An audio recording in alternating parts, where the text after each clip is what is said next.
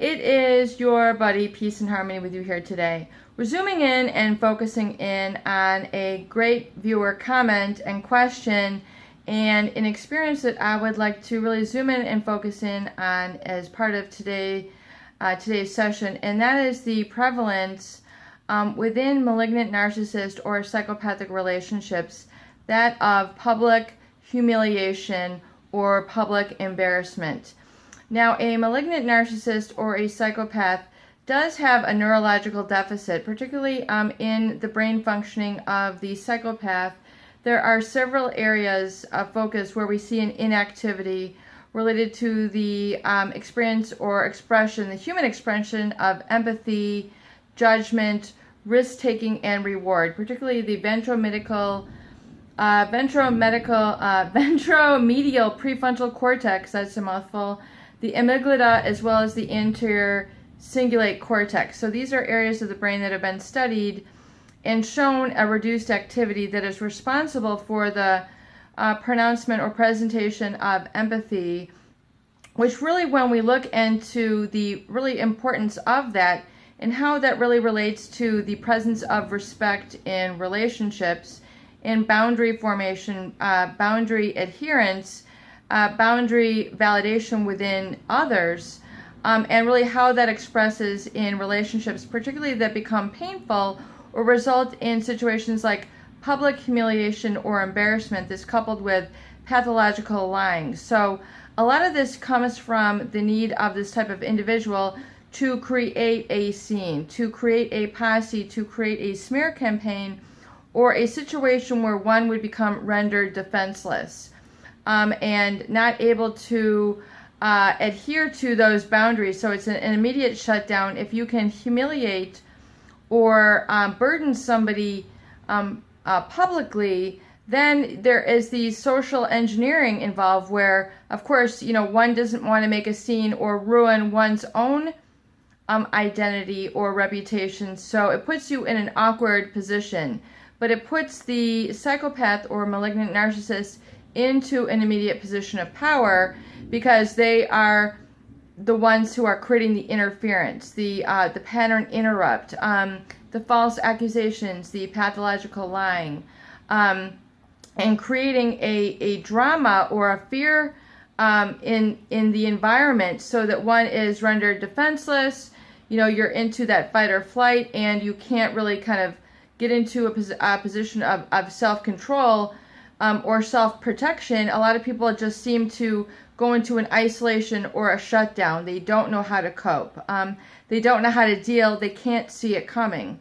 So what I would recommend is understanding when dealing with this type of individual is to be able to see the forest beyond the trees. In other words, once you know this about this person, begin to anticipate and expect and see this as sort of a situation that you can now anticipate, knowing the depth of the disorder and the extent to which they're going to go to throw you off base. And remember, your base might be very small because of the hurt, because of the emotional slandering, the brainwashing, the gaslighting that have rendered you sort of unstable or tippy, especially on what we call basically your emotional legs, or your ability to have a perspective which is grounded in stability, knowing, confidence, a certain sense of certainty about yourself and how to cope. So realize that foundation is what you need to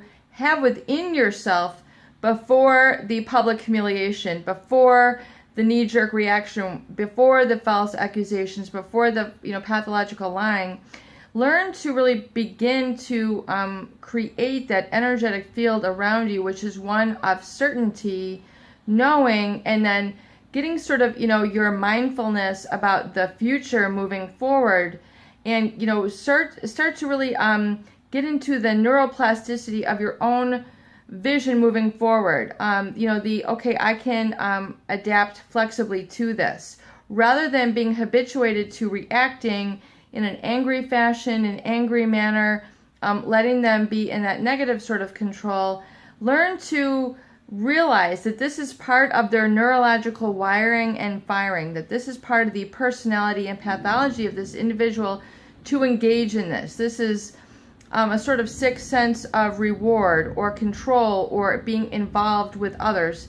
It gives them a sense of inclusiveness when they're engaging in this pathology, so they feel like they're part of the group at whole, the family at whole, the community at large, or what have you, to provide a sort of leverage how they interact. So, rather than being surprised, mystified, shutting down, isolating yourself, or the negative sort of depression and anxiety that can come with chronic experience of this, let that chronicity be part of the past, and realize that you can anticipate they're going to have a neurological wiring and firing that gives them a template, a sort of blueprint with how they're going to be acting in the future. So knowing that you can really be from a new blueprint and a new template standard, such as we work in the recovery journal, realizing that you need to be coming from a fresh, clean perspective, a foundation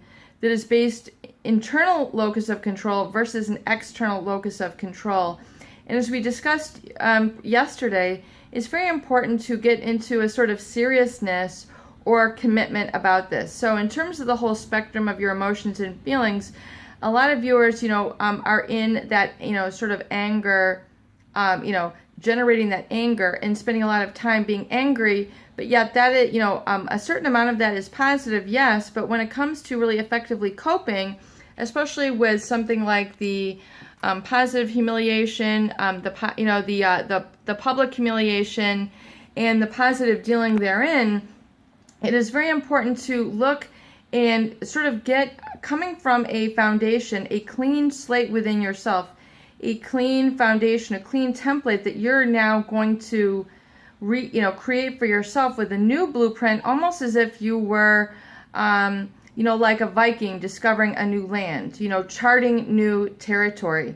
You need to really begin to establish that blueprint of establishing new emotional territory for yourself, the new emotional landscape, if you will, which includes a sense of certainty, knowing, in a seriousness and a commitment to this, and that reintegration of a boundary within yourself. Because remember, that is how the malignant narcissist or psychopath will overwhelm, especially violating of boundaries and respect, which is based on their ability to utilize certain situations to kind of cut underneath the belt, get people where they hurt, because they are not prepared. They're not seeing these moves.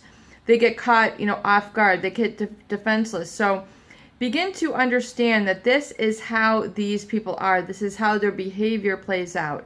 This is how their emotions play out. Their insatiable need for power and control. This is how it is presented.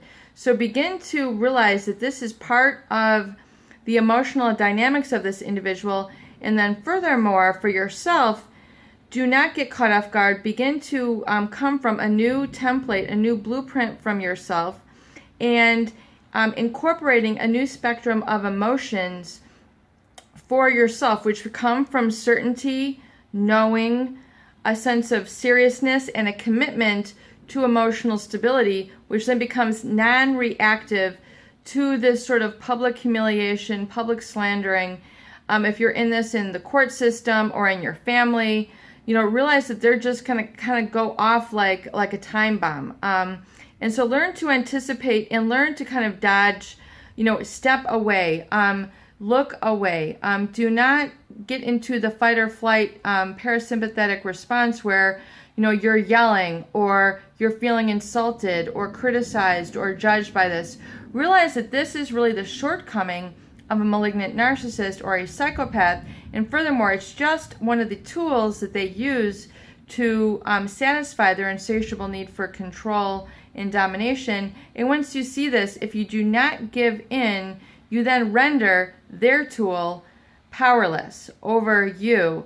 And you might need to practice this again and again and again to habituate a new neural pathway and encourage that neuroplasticity within yourself, so you're able to enter into that quantum field where you're then be able to feel, think, and behave and choose, make choices and solutions within yourself as an internal locus of control versus being sort of sucked in by the hoovering and the humiliation, the sort of pathological behavior lying in emotional manipulation that these individuals will engage in to keep you as a target, a victim, or supply.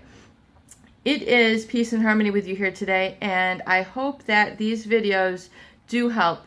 Please share and please subscribe for more great tools, videos, discussion, and support.